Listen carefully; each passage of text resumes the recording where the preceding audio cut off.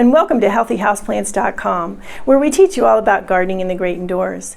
If you'd like to support our show, please use our Amazon affiliate link below. Today we are checking back in with a bromeliad that is a pup, actually a pup, from the mother plant in my series on bromeliads, and also most recently with how to grow new bromeliads from your mother plant bromeliad.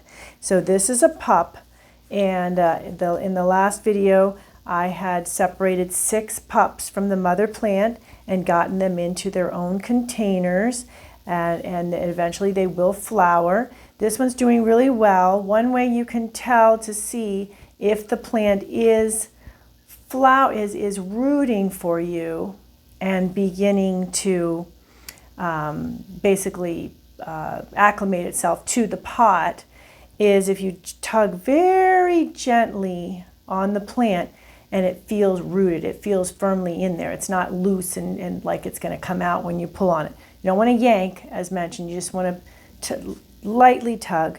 You can also check underneath. I don't see any roots coming out yet, but it is a little early for that still. But for the most part, it's looking good. It has gotten bigger. It's really getting to a good size here. So with the most likely in the next few months, it will create a bloom. As I mentioned in the last video, you'll be able to see the bloom coming in from deep inside the interior there, and you'll be able to peek in and you'll see a little bit of looks kind of bumpy at first, and then you'll start to see a little bit of color. This one is a real pretty fuchsia pink color, and then you start to see the color, and then it gradually moves up from there and becomes the flower stalk. So just brief check-in on this and seeing how well it's doing. It is on a humidity tray. I'm trying to keep it humidified. As I mentioned, you need to do that when they're rooting, and then once you're pretty sure that they're fairly well rooted, you pull back on the watering, and because you do want during the rooting process to keep the soil here moist because roots are forming, but you don't want to keep it soggy. And then when the plant is growing, is putting on new leaves and seems to be established and growing, then I'll pull back considerably on watering at that point too.